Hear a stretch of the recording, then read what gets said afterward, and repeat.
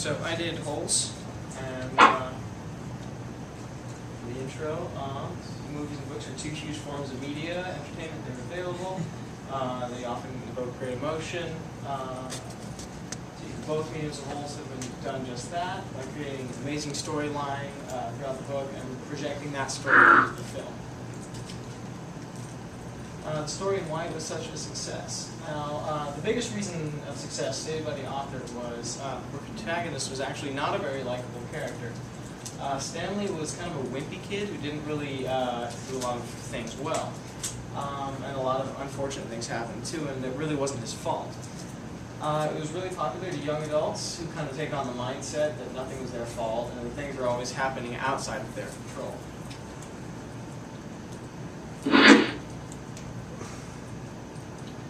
For the book, it was written by Louis Sachar, and it was aimed at smaller children between the ages of 9 and 12. It did a very good job of telling the intricate narrative that was easily understandable to the audience. And it won a lot of awards, and then the major ones among them were the 1999 Newbery Medal, the 98 National Book Award, and the Christopher's Award for Juvenile Fiction. For the movie, it was directed by Andrew Davis. It made $16 million in the opening weekend and grossed a total of $67 million in the U.S. alone. The budget was approximately $30 million, and the screenplay was written by Louis Sachar.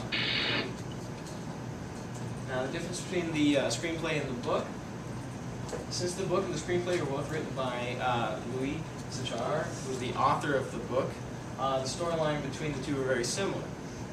I think the one small difference was the weight of the actor, Stanley Yelnats. In the movie, he was a little heavy set, and in the book, he was heavy set, and in the movie, he was a little bit skinny. And then I have a link at the end since I couldn't get the video to come up for it. For the critical focus, I did a screenplay, and this movie had an excellent screenplay when compared to the book. The main reason was because the author was the actual screenwriter for the film. Because of this, not many differences occurred. The well-created screenplay was the backbone with which the actors and director had to work with, so the strong backbone made for a strong and solid movie. The other adaptations that I did were movies that are made in the books that can seem either well done or very poorly done, depending on the audience. And the reason for this is a movie can seem really, really well done if it has good narrative, good flow, interesting character development.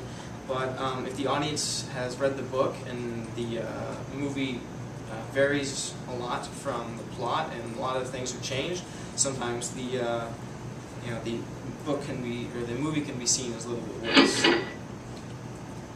So the adaptation that I did was Aragon, and it was a critically acclaimed book, and it was very successful. However, when it was taken to the big screen, the screenwriter didn't consult the author whatsoever. And the result was a horrible rendition in between the two, and the movie got really bad reviews because of this. However, it was noted that children who didn't read the book and just saw the movie thought that it was an alright film. So that did have an effect on that. And then the other adaptation was Jurassic Park. The book Jurassic Park was a great success, and the movie actually was a huge hit as well. But the thing is, both renditions were great successes, yet the storylines were really different in between the two.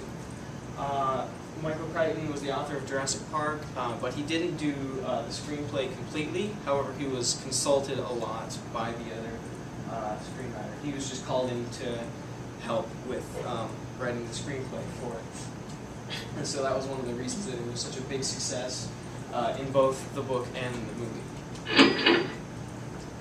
Is it worth the buck? The question comes up whether the movie is either the book or movie is worthy of the attention of the public. Now, the book creates an excellent storyline and twists into 3 separate stories and intertwines them together in the conclusion. The movie takes the storyline of the book and refurbishes it to fit well onto the movie. And so, however, in this instance, the movie would actually be worth more, in my opinion, just because the qualities of the book are still effectively carried over into the film.